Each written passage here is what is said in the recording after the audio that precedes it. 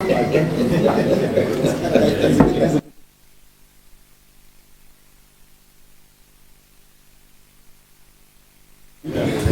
honorable members, because he has given me his words, I would have to take leave of you to go and preside over the house. So, please, Roxanne Dapomoko, just. Thank you, Chair. Honorable nominee, first, I thank you for making time to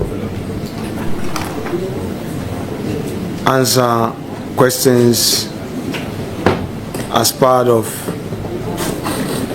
the process of your eventual appointment as a Minister of State.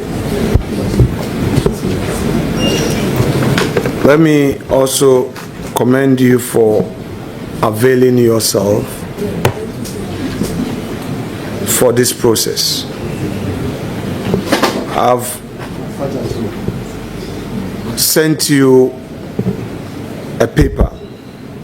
I want you to read the content aloud, and we shall begin our journey for the engagement. Please. Thank you, sir.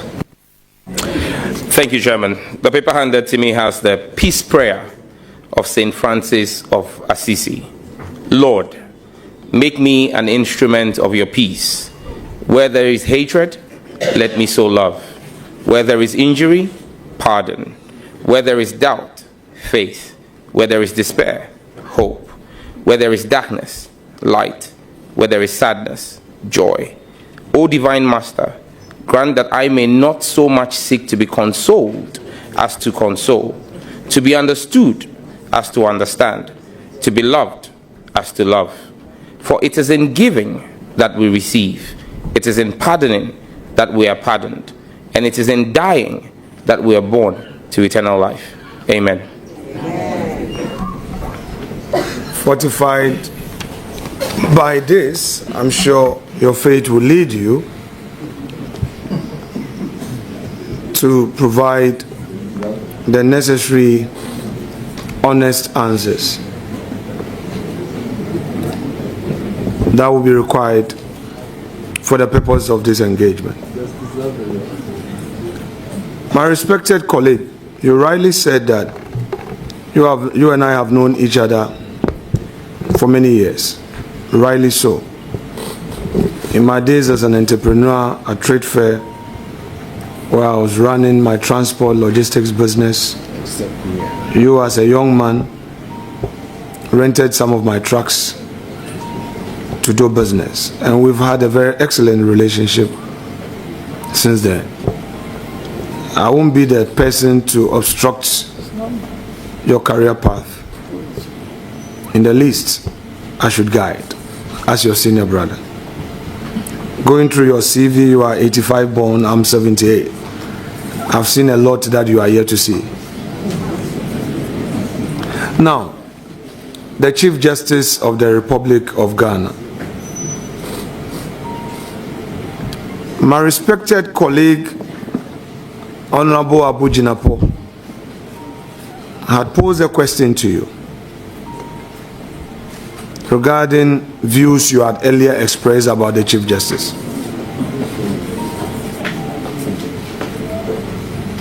One of it was to the effect that she was deliberately delaying a suit in court. Which suit you and I notoriously know it to be the LGBT suit. Do you, with the benefit of St. Francis's prayer, which you have invoked, think that you were fair to my lady in the comment you made about her publicly? Which comment she's not had an opportunity to publicly rebut. Do you think you were fair? Thank you very much, Mr. Chairman. Mr. Chairman, Given the facts available to me at the time I made those comments, I believe that they were made in good faith at the time I made the comment. The benefit of hindsight, and now that you know, and granted, I just want to be fair to you, the case had certain applications flying here and there, and there were parties to it, and the respondent defendant's lawyer had made certain applications to the court, which I'm sure you didn't know at the time, correct? Mr. Chair, I knew. Okay, if you did, then the various adjournments which were occasioned by the defendant lawyers couldn't have been the cause of my lady, the Chief Justice, correct? Mr. Chairman, respectfully, I disagree. So, it is your case for public records that Her Ladyship, the Chief Justice, deliberately delayed the suit that was before the Supreme Court. It is your case. Mr. Chairman, my argument had always been... Honorable nominee, respectfully, is it your case that the LGBT case mounted by my respected friend Richard Delasky, barrister at law, etc., was deliberately delayed by the Chief Justice of the Republic? Is that your position? Yes, no? Mr. Chairman, the description are your attributions, not mine. My words were that she had the power to move the case faster than it was being done. And subsequent actions after the demonstration that I led have actually proved my position to be true. That when the Chief Justice gives a timeline, everybody, respondent or plaintiff, Attorney General inclusive, must abide by it. When she invoked her powers, everybody complied. So my contention that she could have expedited it if she had given earlier timelines were proving right by her subsequent actions. Thank you. Do you think that prior to your comment, she was not doing her job well? Is that your case? Mr. Chairman, I thought she could have done better in the exercise of her public office. Do you think that your commentary was fair to her? Mr. Chairman, I believe that all public officers are subject to constructive criticism, and I consider my comments constructive criticism. Honorable Sam George, the process of empaneling, the process a case travels involving parties cannot be at the instance of the Chief Justice of the Republic. Do you agree to that? The rules of procedure dictate who is responsible for empaneling of judges in cases.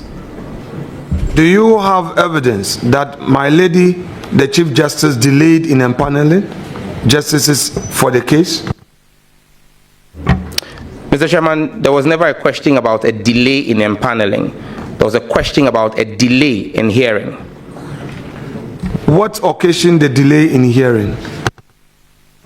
Mr. Chairman, I believe that only the Chief Justice can explain to this House why, when she gave us a date of July 18th for ruling, when we appeared before her on the 18th of July, she chose to adjourn ruling on the matter indefinitely. I can't speak to her reasoning.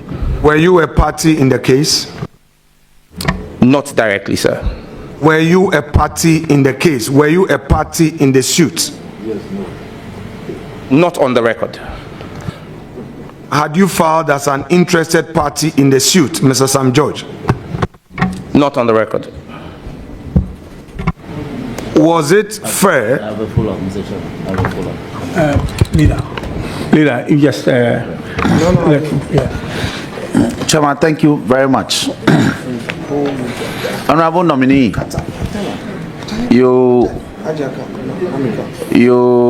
have just answered to the question from the ranking that you were not a party of record in the matter under interrogation, and you also did not file as an amicus. But can you confirm whether the subject of the litigation affected you? Very much so. I was one of 8 sponsors of the bill before the court. Thank you very much. Thank you. Chairman, I would want to respectfully crave the indulgence of my colleagues to allow us to have a good understanding of what we are doing. Have a smooth inquisition that will help democracy. Very uninterrupted.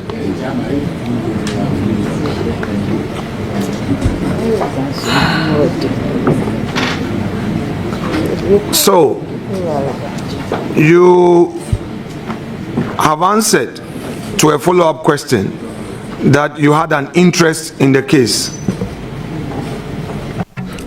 That's correct, Mr. Chairman. Yet you didn't deem it fit to get into the case through your lawyer or by yourself. Mr. Chairman, I had absolute trust in the representation for Mr. Speaker, who was a plaintiff and who, in my opinion, represented the interest of the sponsors of the bill. Thank you. You mean the defendant, because the Parliament was a defendant? Correct, Mr. Chairman. Nominal defendant for that matter, because the principal defendant in the matter was the Attorney General. It being a constitutional matter. That's correct, Mr. Chairman. So I'm asking you that when you say we were given a date, what were you referring to? I was referring to the defendants in the case. Which defendant you were not part of on record? Not on record. So you agree with me that when there's you not being a defendant, and you not being a party in the suit, having criticized the Chief Justice in the manner you did was unfair to her office. You would agree with me? Mr. Chairman, unfortunately, no. Very well. When the Chief Justice who presided adjourned the suit sine die, indefinite, adjourned without a date, did you talk to the defendant's lawyers, that is the lawyers for Parliament, as to the reason? Yes, I did, and they said no reason was given for the adjournment. The Chief Justice said she wanted to hear the substantive case before giving a judgment on the injunction case, because there were 2 cases before the court, the substantive case and the case for injunction. Now, the decision not to give a ruling on the injunction case basically and technically stayed the hand of Parliament indefinitely, because so long as there was no ruling, Parliament could not appeal, Parliament could not act. It held Parliament in abeyance for almost 5 months. Is that what the lawyers told you? Because we would then need to subpoena the lawyers to take the oath, because you are anchoring your criticism of the learned Chief Justice of the Republic to something that is done. So I just want to know from you whether the lawyers told you. I'm not done. Leader, can I, with respect? No problem, no problem. Yeah, please. I have all the words. Yeah. Okay, you can come in, please. Chairman, thank you. Chairman, thank you very much. Honorable nominee, You just answered to a question that you made some comments after the court's adjournment. Yes, please. In the matter. Yes, by way of criticism. Yes, please. Can you confirm? Let me, Chairman, please. Can we have some order around the table, Chairman? Please go ahead. Let's have one meeting, please. Please go ahead. Mr. Nominee, let me avert your mind to the constitutional provision contained in Article 21, one of the Constitution. Now, may I put it to you, and by way of a yes and no, that whether your right as encapsulated in Article 21(1), which is to this effect, all persons shall have the right to freedom of speech and expression, which shall include freedom of the press and other media, and B, freedom of thought, conscience, and belief, which shall include academic freedom. Can you confirm to this committee, yes or no, whether the exercise of that right to criticism was framed, anchored on this provision of the Constitution, which guarantees that freedom? Yes, Mr. Chairman. Thank you very much. Yeah. Okay, leader, please continue.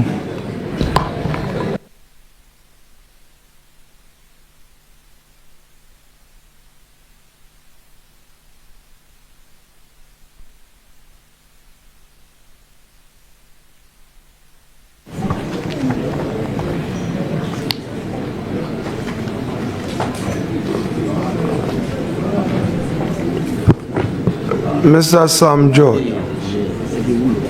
Yes, Mr. Chairman. Did you receive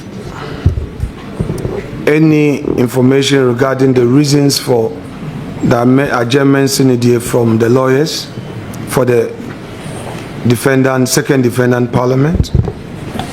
Mr. Speaker, I wasn't client to the lawyers, so they didn't need to give me any information.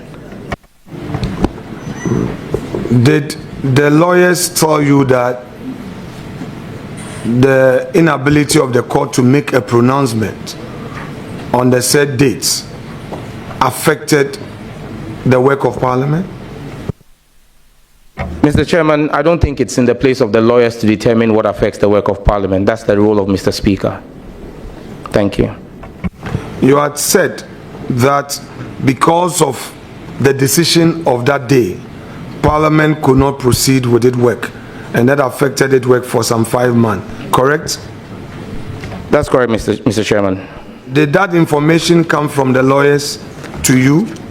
Mr. Chairman, that information came to me from my reading of Article 106 of the Constitution, and with your leave, I would read. Yes, please. Kindly take the leave of chair, not me.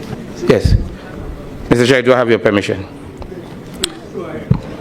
So I read Article 106(7) of the Constitution, and that's what I premised that submission on. Where a bill passed by Parliament is presented to the President for assent, he shall signify within 7 days after the presentation to the Speaker that he assents to the bill or that he refuses to assent to the bill, unless the bill has been referred by the President to the Council of State under Article 90 of this Constitution. Parliament was unable, in fact, there was a letter, a cease and desist letter, signed by then Executive Secretary to the President, Nana Asante Bediotwo, asking Parliament not to transmit the bill as passed by Parliament, premised on the fact that there was a pending court case. Even though I think it's important we take judicial notice that his letter to Parliament came a day before any lawsuit was filed before the courts. Thank you.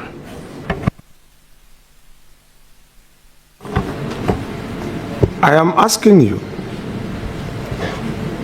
do you think that your attack on the Chief Justice of the Republic had any basis in the exercise of those your constitutional rights? Mr. Chairman, respectfully, I did not attack the Chief Justice. I criticized her, and she's not above criticism. Thank you. Honorable nominee, do you remember the words you used in criticizing the Chief Justice? Mr. Chairman, I criticized her extensively. I can't remember all the words. Thank you. Paraphrase in context your criticism of her, what you said. I'm unable to repeat any of those here, Mr. Chairman, because it's being the exigencies of time have overtaken it. If there is any specific reference you would like to make, I'm willing to respond to that. Thank you. Did you write on your social media wall those criticisms? Did you write them?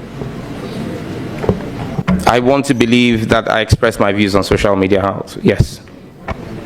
We would give you an opportunity to refer to your social media wall and read aloud and in full those criticisms that you don't readily remember. So go to your social media wall, pick it, we'll give you time so that you can read it, then we can proceed.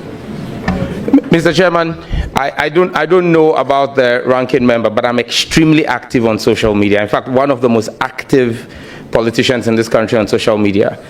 It will be an exercise for me to say that I am scrolling through the hundreds and thousands of posts to begin to scan and identify. If I had been given 4 notices of this, I could have gotten a team to do that. But I believe that if there's a particular case that is in question, I could be referred to it. Thank you.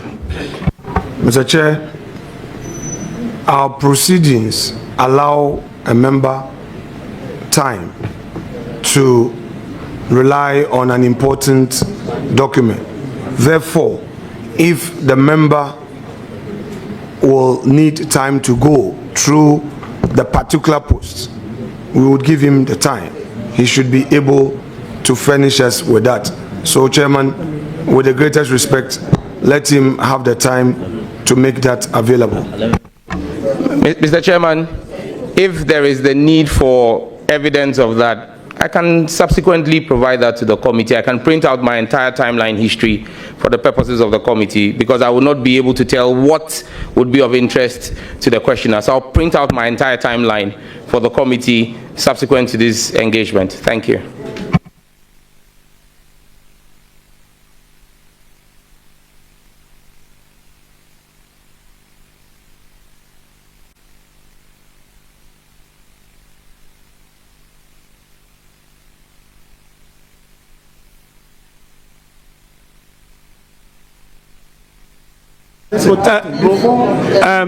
Honorable Roxon. Honorable Roxon, you have the floor. Chairman, thank you very much. Honorable nominee, social media has been defined in our statutes. How many social media platforms do you have? And which one particularly is in question? We know of Facebook, we know of Twitter, which is now X, we know of WhatsApp pages, we know of TikTok. So Chairman, it will be prudent and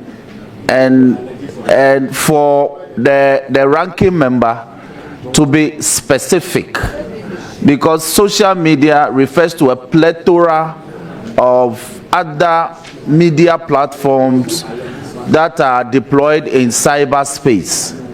So if he can be specific, then I believe that the nominee can be properly guided and to also tailor his answers to those particular references. With all due respect, Chairman. Okay, thank you. Leader, would you like to be specific on the issue you've just raised?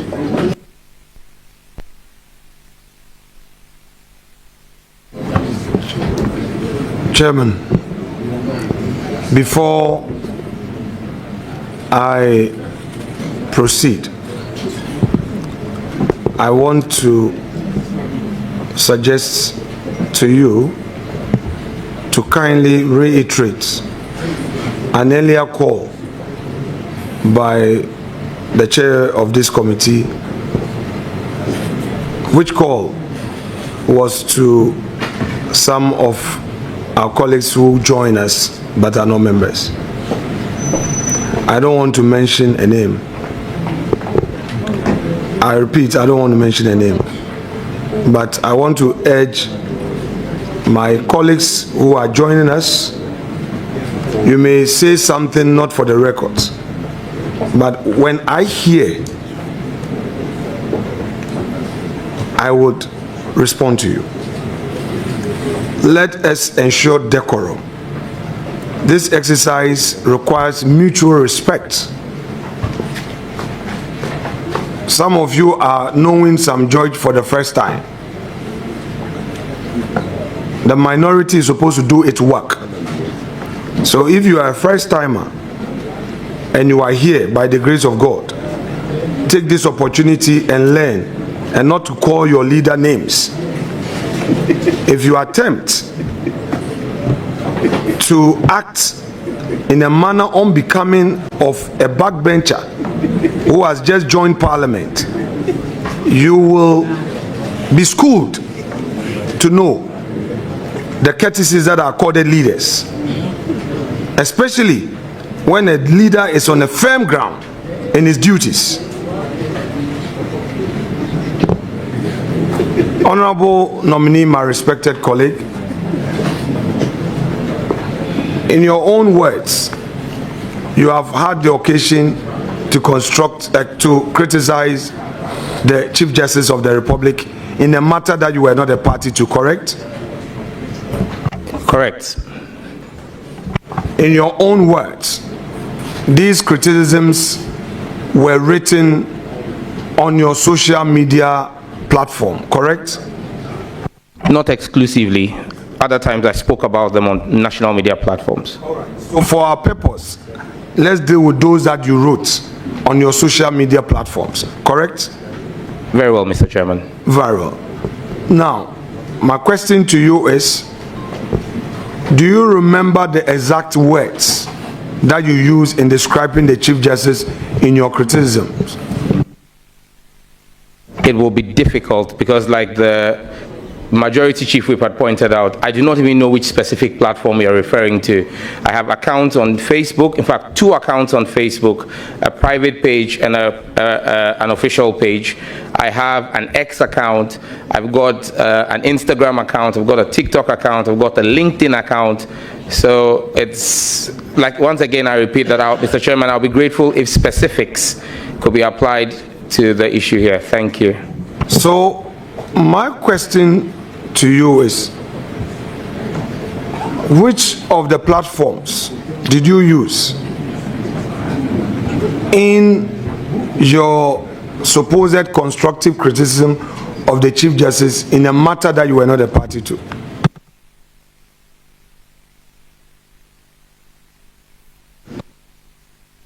Yes. Please come. Yes. Chairman, with all due respect to Ranking, we sat in law school classroom together. We graduated together. And we are both seasoned practitioners. And we've done criminal prosecution. And we understand the principles. He who alleges must prove. You are interrogating a nominee alleging certain matters. He has given answers. You may not like the answers. It is up to you to put into the further and better particulars. That when I refer to the fact that you made certain comments by way of criticism of the CJ, it was on a so and so and so social media platform. Here are the prints. In fact, in the course of this committee's work, you have demonstrated that those abilities, you brought information and material particulars before the committee and reference nominees to speak to them. Some you actually labeled them, exhibit 1, 2, 3, 4, 5, 6. So in this matter, with all due respect to him, if he hasn't got information, he may still make progress. But if he wants to stay on this course, then you should be providing information by way of material particular, so the honorable nominee can speak to, by admitting to same or denying same, so we can make progress. With all due respect, Mr. Chairman. Thank you. Thank you very much. Leader, just give me a second. Well, I am presiding over this vetting, and you are talking about matters of law. I think as a presiding chair, I have the right to give space for some of my team members to be able to define matters of law, for me to be able to make an informed decision. And it is for that reason that I'm allowing Honorable Roxanne to come in, Leader. And I hope that that is fine with you. Thank you. You may continue. I don't have a problem at all. This exercise is good. Posterity will deal with this, and the jury is out there. Students for many years to come will refer to these proceedings. But since my respected colleague and classmate has taken us to the classroom,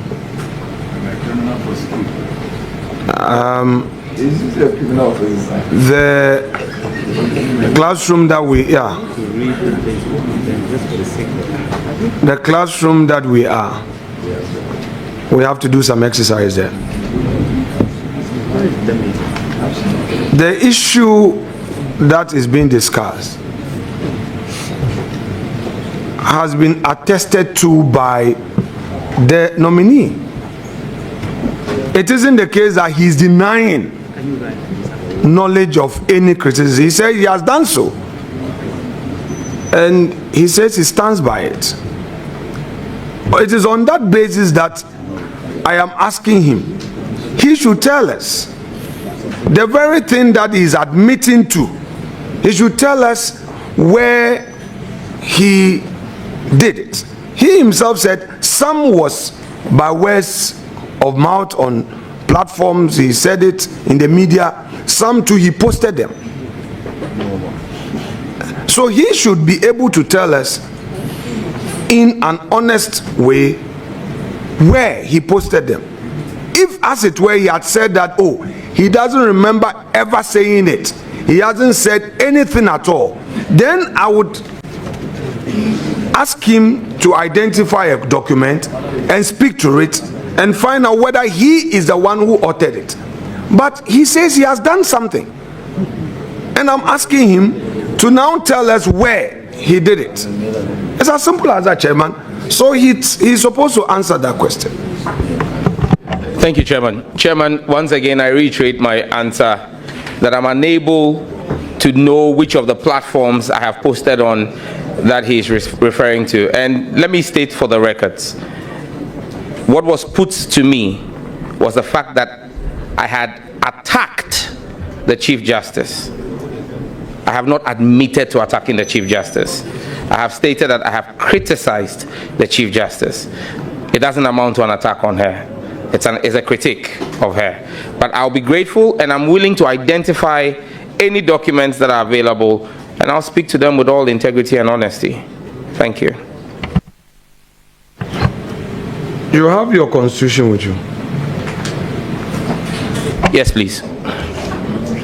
Earlier, the Honorable Roxanne spoke about your rights in the law, and you read the rights, that you had a right to freedom of speech, correct? That's correct. The Honorable Roxanne read that. Go to Article 41 of the same Constitution.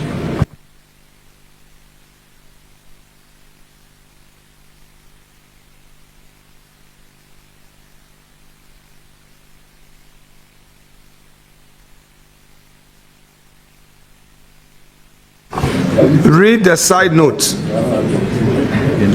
Duties of a citizen. Repeat it. Duties of a citizen. What? I didn't hear. Duties of a citizen.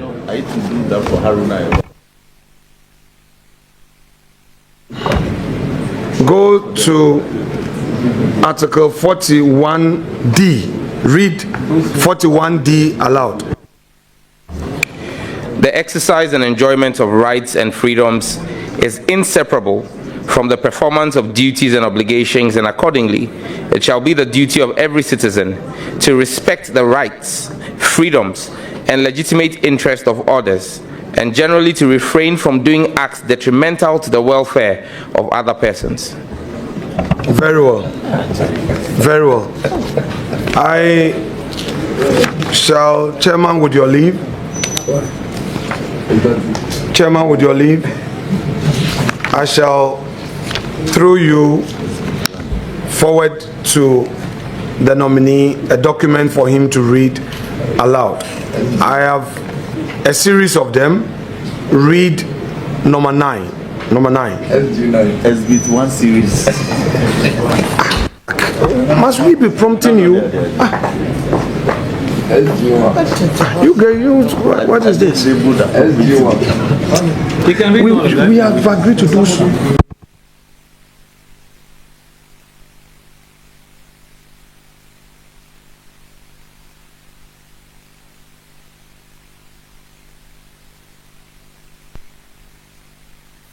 Honorable, order, Chairman, honorable nominee, you have, I've turned to number 9. You've seen it labeled? Yes, please, number 9. Please read the content of that post of yours aloud. There is absolutely no doubt in my mind that the current Chief Justice is engaged in judicial thuggery and poses an existential threat to the dispensation of justice in an equitable, fair, and just manner. Such partisan behavior at the apex court of our judiciary must not be entertained and must be condemned with all the force reasonable people can muster. Judicial gangsterism is a precursor for the breakdown in the dispensation of justice and the doctrine of the rule of law. Common sense ought to be an ingredient in the dispensation of justice. My respected colleague, what you have just read, was it authored by you? Yes, Mr. Chairman. What date was this authored? On the 27th of March, 2024. Now, on the 27th of March, 2024, you wrote this about the Chief Justice of the Republic, correct? Yes, I did. You have again read Article 41D. For the avoidance of doubt, read it at the risk of being repetitive. Read it one more time. Mr. Chairman, I remember the content. Read it one more time. Well, I'm not going to read the heading again. I'll just read the 41D. I am asking you a question, honorable nominee. Yes. Once the question is allowed, you cannot overrule it. I'm saying read 41. Yes, in full. Read 41D. The exercise and enjoyment of rights and freedoms is inseparable from the performance of duties and obligations, and accordingly it shall be the duty of every citizen to respect the rights, freedoms, and legitimate interests of others, and generally to refrain from doing acts detrimental to the welfare of other persons. My respected colleague, what you have just read as your constitutional duty, and what you have also read as your constitutional rights, if you reconcile, would you say that all those words you used to describe the Chief Justice were fair? Mr. Chairman, that post was premised on my understanding and reading of Article 296 of the Constitution, and I would proceed to read with your leave. That's okay. Please proceed. The side note is exercise of discretionary power. Where in this Constitution or in any other law discretionary power is vested in any person or authority, A, that discretionary power shall be deemed to imply a duty to be fair and candid. B, the exercise of the discretionary power shall not be arbitrary, capricious, or biased based on resentment, prejudice, or personal dislike, and shall be in accordance with due process of law. And C, where the person or authority is not a judge or other judicial officer, there shall be published by constitutional instrument or statutory instrument regulations that are not inconsistent with the provision of this Constitution or that aid or that other law to govern the exercise of the discretionary power. Discretionary power is vested with the Chief Justice. She exercised same in the matter before her. My views were what I expressed in the post. When did you say you posted those comments? 27th of March 2024 at 6:34 a.m. What occasioned this post?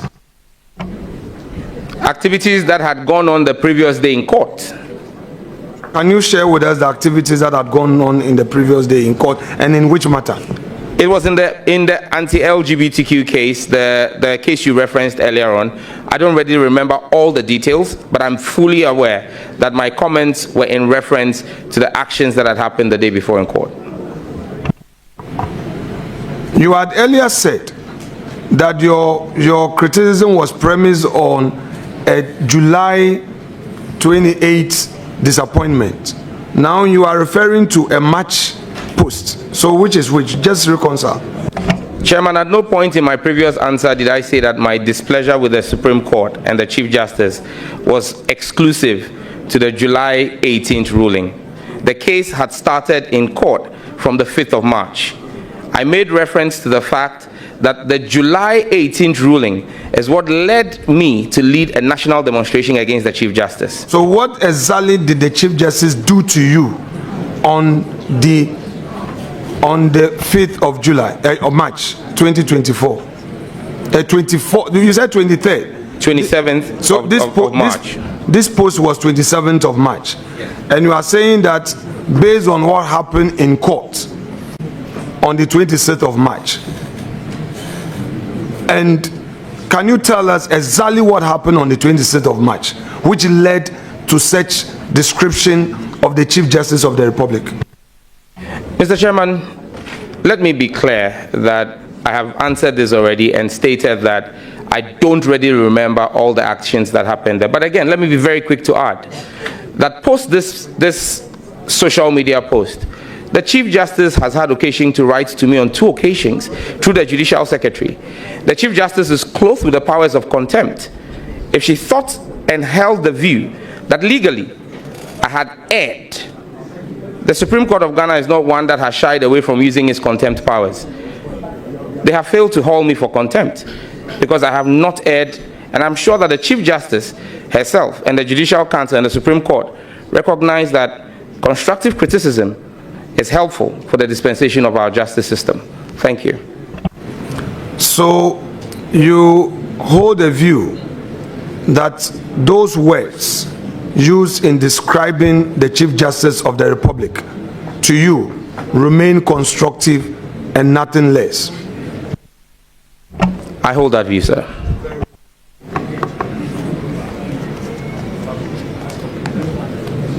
Clerk, kindly furnish me the document.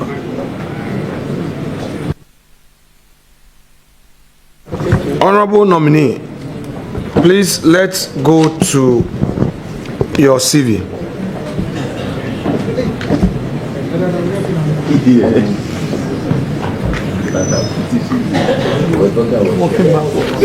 Please, where were you born? I was born in Somanya in the eastern region of Ghana. I'm not familiar with Somanya. Is it in the eastern region of the country? Mr. Chairman, I just stated that I was born in Somanya in the eastern region of Ghana. Now, Krobo, Odumase, and Somanya, are they the same? I am unable to respond accurately to that. I'm not sure about that, but I believe that one of the MPs from the Krobo area is present in the committee. He can help us with the geography. Honorable nominee, respectfully, are you familiar with Krobo Odumase? Yes, I know the constituency, the lower Manya Krobo constituency and upper Manya, yes. I'm not talking about constituency. I'm talking about a town called Krobo Odumase. Odumase Krobo. Yes, I know a town like that exists, Mr. Chairman. Very well. And I'm asking you whether that town and Somanya are the same or different. I am unable to answer. I told you I'm not very conversant with the geography of the area. Did you live in Somanya where you were born?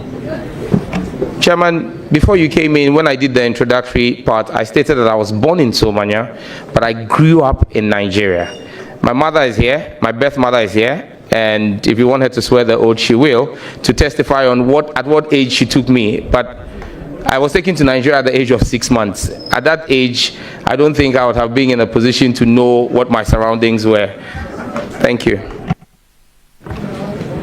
Honorable nominee, are you currently in possession of a birth certificate? I don't have my birth certificate here, but I own one. Is it a very old one or the digital birth certificate?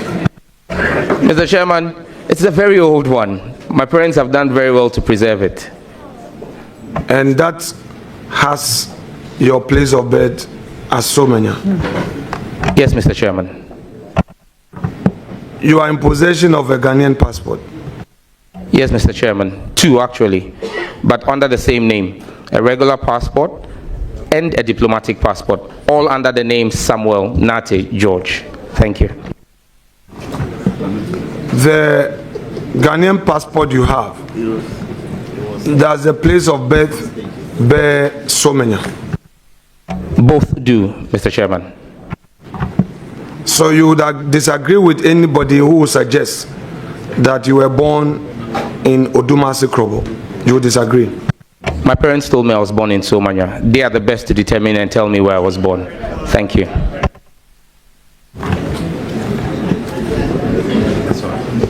Honorable nominee, on your CV,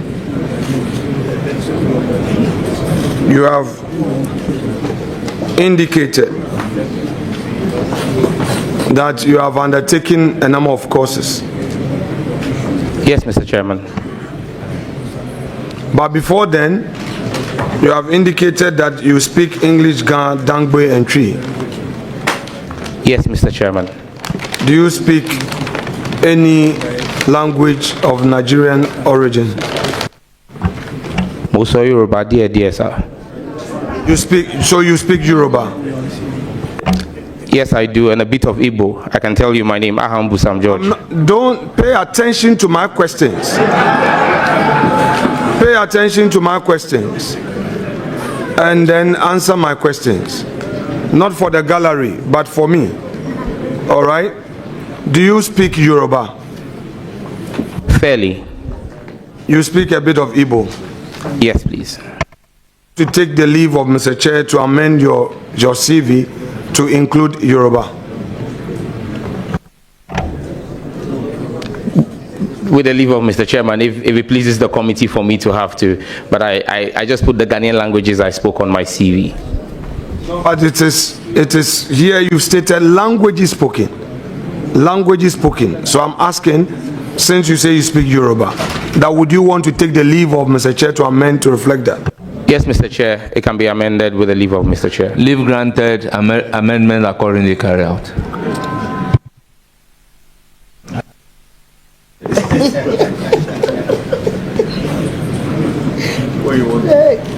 Now, you have stated hometown to mean to be Old Ningo. We've had different descriptions of hometown. So tell you how you come by hometown. I believe on my CV it says Ahriam, Old Ningo. And Ahriam is where my father hails from, where my father comes from. So that's where my father's house is.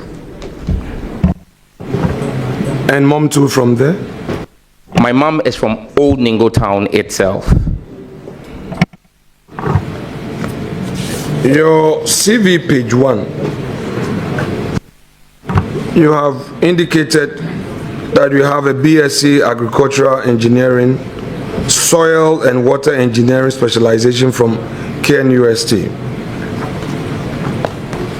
May I know from you, at KNUST, were you a member of TESCOM? Never. Did you at any point join TESCOM outside of, at any of the institutions that you studied? Never, Mr. Chairman. So you disagree with any report to the effect that you were once upon a time a member of TESCOM? That would be an unfortunate lie. I disagree with it.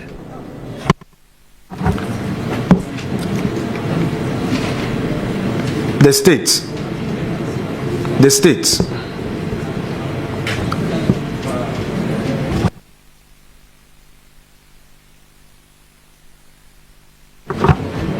as part of our vetting, you know that we request for due diligence reports from state security. So, as at January 27, 2025, state security has said that you were once upon a time a member of TESCOM. This is part of the reason why I'm on record to have said that the new Mahama administration has to overhaul our entire state security apparatus because it's woefully ineffective if it says I've ever been a member of TESCOM. Thank you. Very well. And you would also disagree to the information given to us that you were not born in Odumasu Krobo. You disagree with them? Absolutely.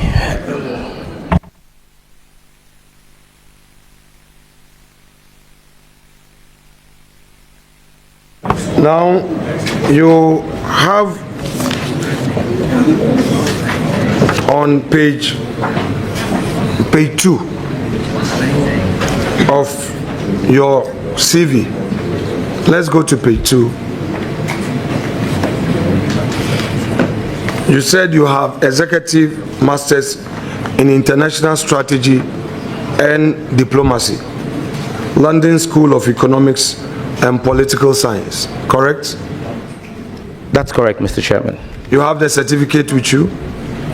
Not here, but I can furnish the committee with it. If Chairman, with your leave, would want to take that later, since he doesn't have it now. No problem. To provide a certified true copy. Certified true copy later, you can let us have it. I would quickly make the request to the LSE for a certified true copy. You have the certificate with you. You have graduated. I have the original certificate framed. You're asking for a certified true copy. No, but you can certify it. You can get it certified. I would choose to get it certified from the university that issued the certificate for the purposes of this committee. I'll make the request to the LSE. This perhaps is a legal question, so it's all right if you understand it, sir. Well, for the benefit of your your supporters. We are here to also help you. I know you've done LLB. I know you've done LLB. You've not been called to the bar yet. You don't need to write to your school to give us a certified copy.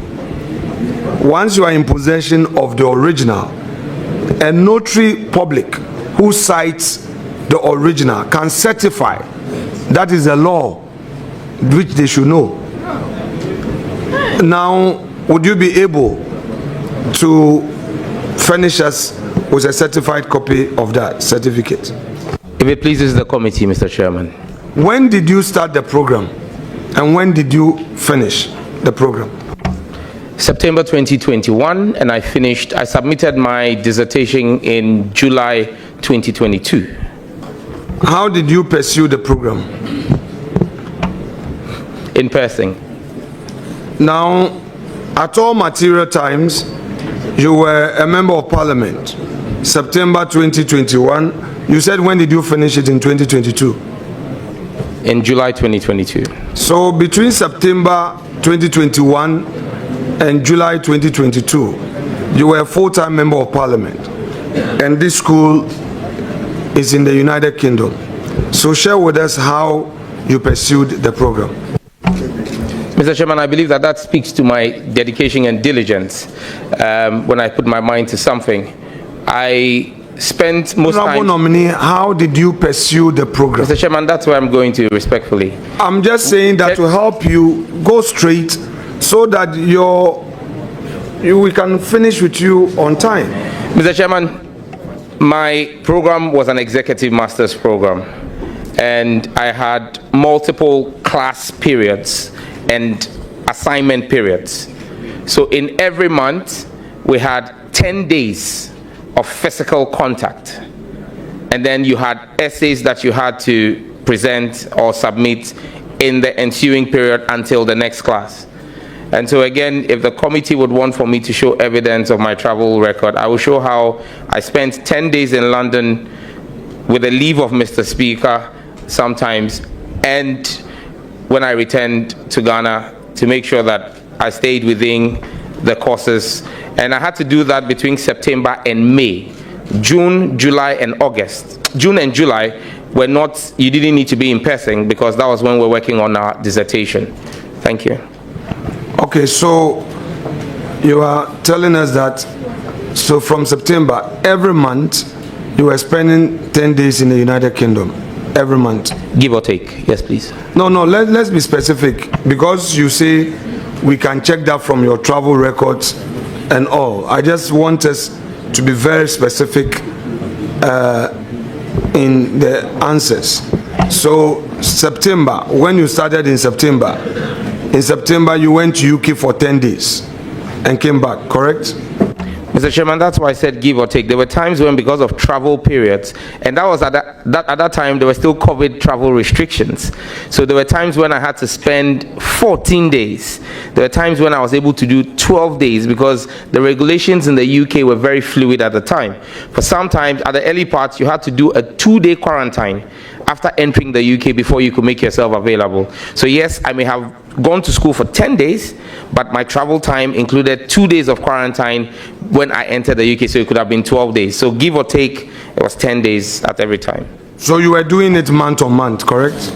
That's correct, Mr. Chairman. So you can furnish us with evidence of September travel, October travel, November, December, all the way to May, as you said. Yes, Mr. Chairman. Chairman, with your leave, would the nominee has promised to furnish us, so Leave is hereby granted. very well. So, honorable nominee, we'll take that one. I recognize a follow-up question from Honorable Roxanne. Thank you very much, Chairman. Nominee, did you pursue this program with public funds?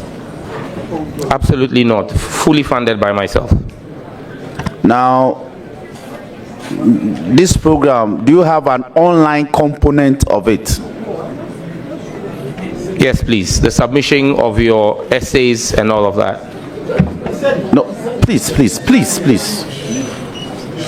My question was very specific. There is an in-person, so I want to find out whether there is an online component of the program. That's all. Yes, there was an online component. So in addition to traveling to London, you pursue some aspect of the coursework whilst here. That's correct. Chairman, that will be all. Chairman, I'm taking note of the supposed follow-up which come in multiples, and they are indeed substantive. Mr. Roxon has had his time, but anyway, I would tolerate him. It's fine. Okay, so when did you graduate? I believe it was in December. I attended my graduation, I think, either in December 2022 or January 2023. I need to refresh my memory, but I think it was in December 2022. It's a matter of public record. I'm sure when we get the certificate, we'll get to know. Now, you that you fully funded yourself. Yes, please. How much did it cost you? Mr. Chairman, are you asking me the cost of the course or the cost of the entire program? Because that would I'll break it down. Don't worry. That would include travel. No, don't worry. I'll break it down for you. First, let's deal with your tuition fee. How much did it cost you in tuition? I would have to check with my accounts to determine how much it cost. This was a fee I paid about 4 years ago. With the leave of chair, we would want to have that. How much did it cost you in accommodation? Again, I'll have to check with my residents at the time how much it cost me. So with the leave of chair, you provide us with that. How much did it cost you in travel? Again, the tickets vary based on season. So I'll have to itemize each ticket and how much it costs. Okay, so chair would give direction on all three so you can provide Leave is hereby granted for you to bring the cost component. But Mr. Chairman, respectfully, may I find out why personal expenditure of mine for my own personal development is now the subject of this committee's inquiry? You should have said that as your answer. No, Mr. Chairman, I was asked specific questions about whether I did them. Now, the question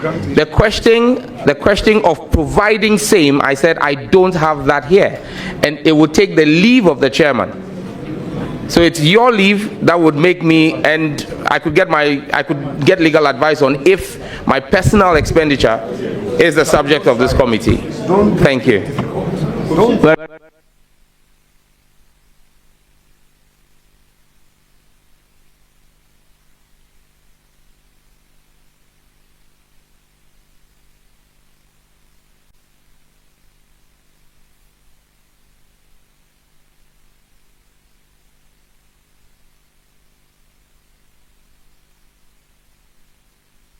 Chairman,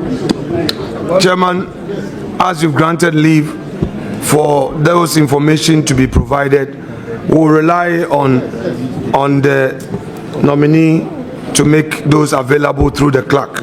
So we'll proceed. Thank you. Now, on the issue of Kofi Annan training, International Peacekeeping and Training Center. It's on your CV that you have an executive master's in conflict, peace and security, correct? That's correct, Mr. Chairman. Can you share with us how you undertook that program? Mr. Chairman, that program was a weekend program as an executive master's at the Kofi Annan International Peacekeeping Training Center, and I attended with a few other colleagues. Thank you. How long did it take you? It was a one-year program. I completed in 2019 but did not graduate in 2019 because I was out of the country on the date of the graduation, and so I came back in 2020 to join the executive cohort 6. I was part of executive cohort 5, but I joined executive cohort 6 in 2020 to graduate. Thank you.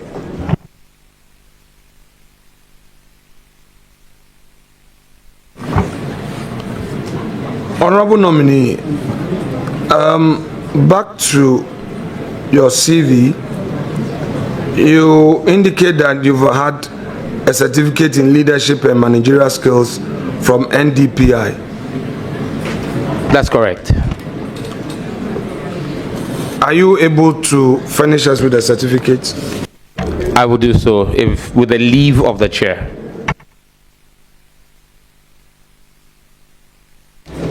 Leave is accordingly granted.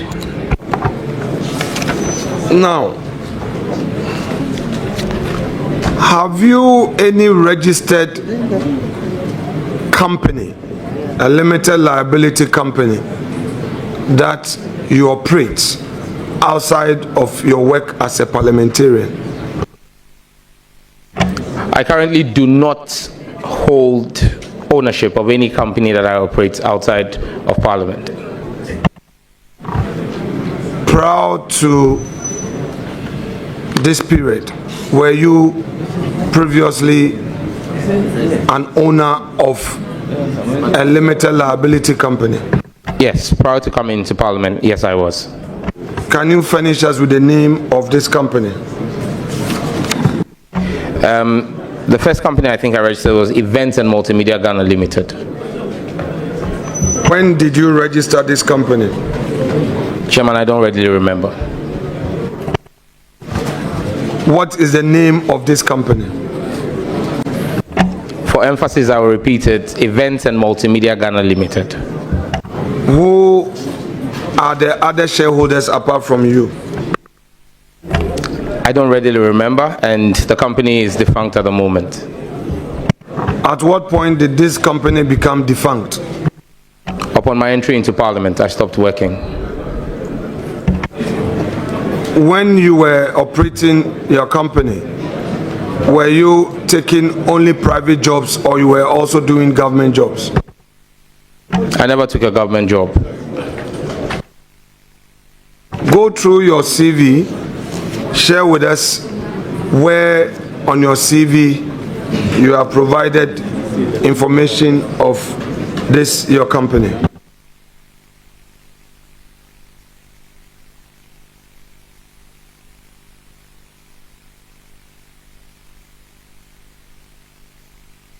Mr. Chairman, it's not provided on my CV. With the leave of But let's honorable leader, let's get this clear. Is it everything about the nominee that is supposed to be provided on a curriculum vitae? Because this is a defunct company which is no longer operating.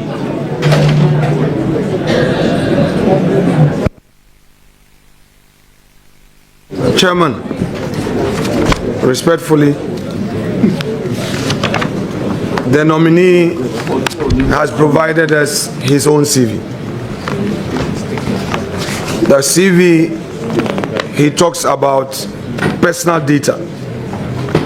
He moves from there to profile. He has shared with us his educational background. He goes further to talk about professional experience. He has taken us through conferences he has attended. He has also told us that he is a member of certain boards and agencies. It is therefore proper, as part of the inquisition, to ask which boards he served on, where he's been a director. It is a regular question. And he himself has provided us information as to a company he has registered that he is a shareholder and a director. The issue of it being defunct is a different matter. So, honorable nominee, you have said that at the time you entered Parliament, you stopped running your business, correct? That's correct, because I became politically exposed. Very well. So, before entering Parliament, tell us, between which period to which period you operated your business? Tell us between which period to which period you operated your business, that your company? Mr. Chairman, I believe I registered this company whilst I was in the university, sometime between 2003 and 2004.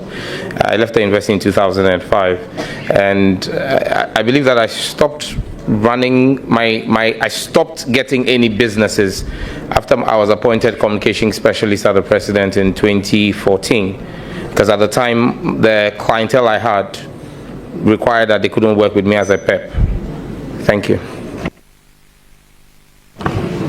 But you just told this committee that you only stopped operating your business when you were elected member of parliament, because at that time you had become politically exposed. Do you still stand by that answer? Yes, Chairman. You see, the nature of business I had long-term contracts. So even though I became a PEP in 2014, I had contracts that ran till sometime in 2016, and it was indicated to me that those contracts will not be renewed. Now, share with us the period you became a member of parliament. You were not doing any other business. You were solely dependent on your salary, correct? Yes, Mr. Chairman, as my primary source of income. Did you have the benefit of any secondary source of income? Mr. Chairman, I'm married to a very industrious woman. Now, I don't get it. Please explain. I'm married to an industrious woman. Okay, so please explain to her, if you say you are married to an industrious woman and that is the source of your secondary income, what exactly do you mean? I mean, my wife takes care of me. Very well.